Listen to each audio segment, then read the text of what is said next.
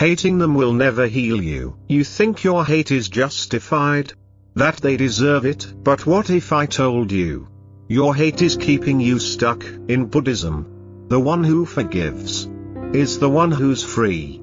Anger feels good. Admit it. It makes you feel like you're strong. Like you're right. Like you finally have the upper hand. You clench your jaw. Your heartbeat races. Your eyes narrow.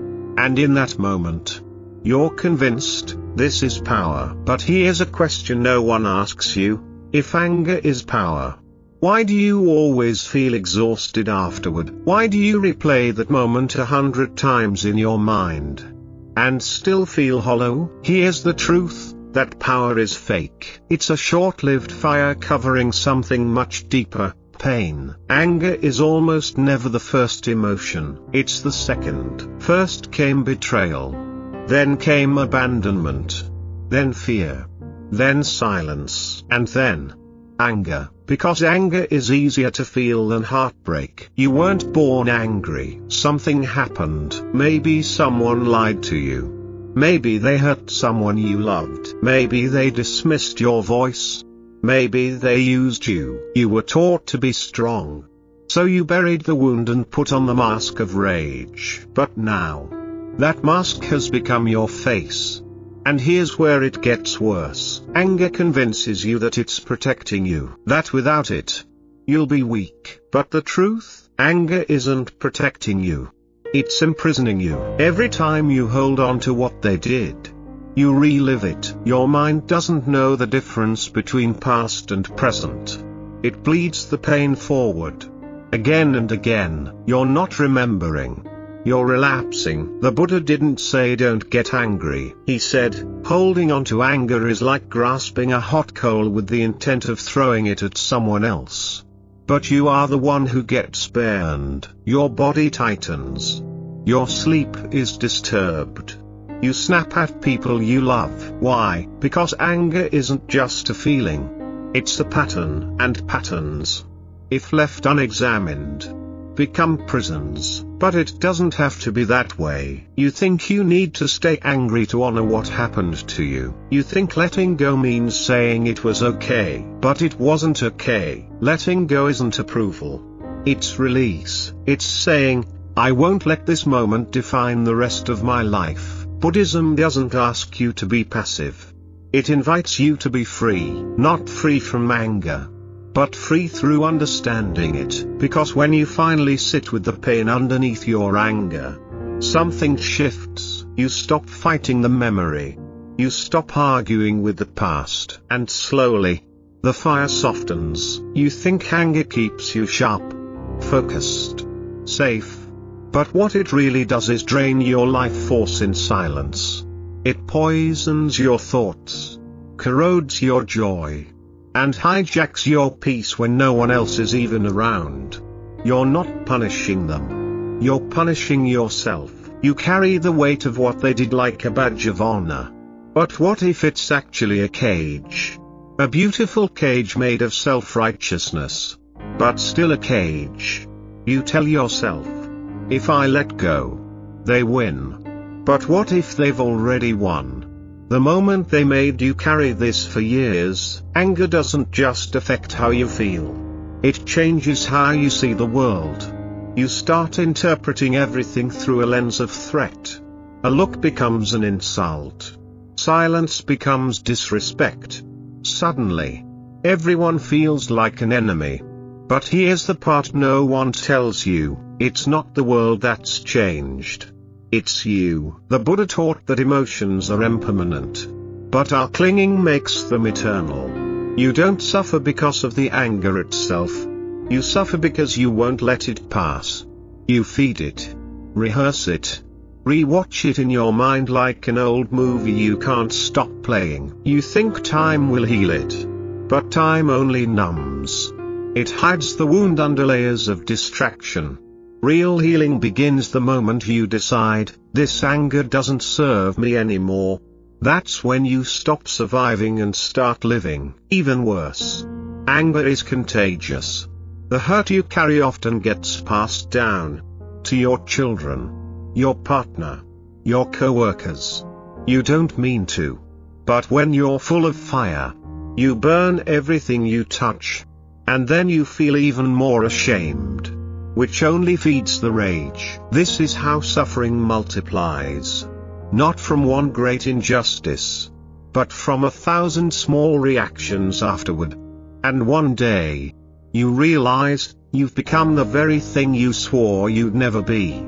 Bitter, cold, always on edge. So ask yourself, is this who you want to be? Is this anger still helping you? Or has it become the very chain holding you back from peace, love, and freedom? The Buddha didn't teach avoidance.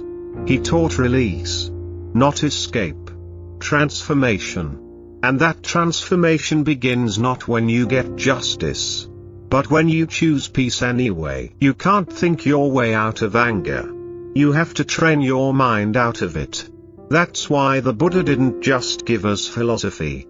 He gave us tools. Real, practical, inner technologies to dissolve the roots of suffering. Not by force. By awareness. First, mindfulness. Anger wants speed. Mindfulness slows it down. The moment you pause and observe your emotion without judgment, you cut its power in half. You shift from I am angry to anger is arising. That one shift changes everything. Because now, you're not the anger. You're the space around it. So when anger comes, don't react. Breathe. Notice the heat in your chest. The tightening in your jaw. Label it, anger is here. And then, just be with it. Like sitting with a friend who's in pain. Without trying to fix or fight. That's true mindfulness. Awareness without violence. Second, loving kindness meditation. Metta. This isn't just spiritual fluff. Neuroscience shows it rewires your brain toward empathy and regulation. You start with yourself, may I be safe. May I be at peace. Then, extend it to someone you love. Then someone neutral. Then someone you resent. At first, it feels fake. That's okay. Say it anyway. Because Metta isn't about how you feel. It's about what you choose to grow. Third, forgiveness. Not because they deserve it, but because you do. Forgiveness in Buddhism isn't about erasing what happened. It's about freeing your heart from carrying it forever. Say it out loud if you need to, I forgive you. Not for you, but for me. I release this weight. I choose peace over punishment. Fourth, reflection on impermanence. Anicca. Nothing lasts. Not your age. Not your wounds. Not even the memory that haunts you. Everything that arises, passes. The Buddha said, just as a storm comes and goes, so do emotions. You don't have to destroy your anger. Just wait. Witness. It will dissolve like mist in morning sun. Fifth, right speech and right action. From the Noble Eightfold Path. Anger makes us say things we can't unsay. It turns truth into a weapon. So before you speak, ask, is it true? Is it kind? Is it necessary? And before you act, pause. Ask, will this bring peace or more pain? Your words are seeds. Be mindful of what you're planting. These tools are not instant. They're daily, repetitive, quiet, but they change your life from the inside out. Slowly, you stop reacting. You start responding. You become less flame, more light. And here's the beautiful irony, when you stop trying to destroy your anger, and instead learn to understand it, it loses all control over you. All of this sounds good in theory. But how do you apply it when you're hurt, disrespected, or betrayed in real life? Buddhism doesn't ask you to suppress your anger. It invites you to transform it. In real situations. With real people. In real pain. In relationships. When someone you love says something cruel, your ego screams, defend, attack back. But pause. Behind their words, is there fear? Insecurity? Old trauma speaking through them? Instead of fueling the fire, ask yourself, do I want to win this moment? Or protect this connection? Compassion isn't weakness. It's choosing healing over pride. At work, your coworker takes credit for your idea. Anger rises instantly. Tight chest. Racing thoughts. Stop. Breathe. Can you speak with clarity instead of fury? Can you advocate without attacking? The Buddha taught, hatred is never ended by hatred. Only by love. In modern terms, don't let their ego turn you into a version of yourself you'll regret. Online and in society, you see injustice, hypocrisy, cruelty. It burns. Rightfully so. But if anger becomes your default response to the world, you'll drown in negativity. Buddhism says, take action. But from clarity, not chaos. Let your heart fuel change, not hate. You can fight for justice without becoming bitter. That's the mark of true strength. With strangers, someone cuts you off in traffic. A rude cashier snaps at you. Easy to react. But what if you became the person who breaks the cycle? What if you smiled instead of snapping? That one moment of grace could be the only peace they experience today. You don't lose anything by choosing compassion. But they might gain everything. With yourself, this is the hardest one. You're angry at your past. At mistakes you made. At chances you missed. You keep replaying your own failures. But the Buddha taught, you, yourself, as much as anyone in the universe, deserve your love and compassion. Forgive yourself for not knowing better before. Then choose better now. That is the path. Transforming anger into compassion doesn't mean becoming passive or naive. It means becoming powerful in a different way. Not through control, but through consciousness. You stop being a victim of your emotions and start being the master of your mind. Every moment is a chance to choose differently. You don't have to wait for others to change. You can be the one who ends the cycle of pain. Not by force, but by example. We've been taught that love makes us vulnerable. That if we love too much, we'll get hurt. That if we forgive, we'll be taken advantage of. So we build walls. We sharpen our edges. We hold on to anger like armor. But here's the truth no one tells you, love isn't weakness. It's the strongest force on earth. Anger is reactive. Love is creative. Anger destroys what's already there. Love builds what doesn't yet exist. And in a world full of conflict, love is the greatest rebellion. Anyone can hate. Anyone can attack. But it takes real courage to open your heart. Even after it's been broken. The Buddha didn't teach love as an emotion. He taught it as a state of being. A limitless, unshakable force that sees beyond wounds. Beyond ego. Beyond past.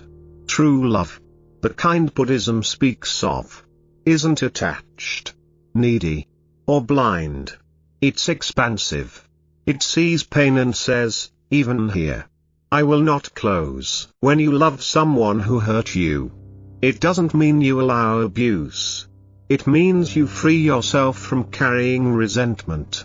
It means you stop mirroring their darkness and start radiating your own light. And sometimes, the most loving thing you can do, is to walk away with peace in your heart. The world tells you, fight hate with hate. Make them pay. Make them hurt like you did. But look at history. Has that ever healed anyone? Hatred only multiplies itself. But love dissolves the fire. The Buddha said, hatred does not cease by hatred, but only by love. This is the eternal law. It's not a poetic idea. It's a spiritual technology. A real formula for liberation. Because the moment you stop needing others to suffer, you start becoming free. When you choose love, deep, boundless, courageous love, you are no longer trapped in the past. You're not replaying pain. You're rewriting your story. And slowly, the wounds begin to heal. Not because time passed, but because you opened your heart to life again. In the end, love always wins. Not because it conquers others, but because it liberates you. So here you are, still breathing, still standing, still carrying the weight of things you never asked for.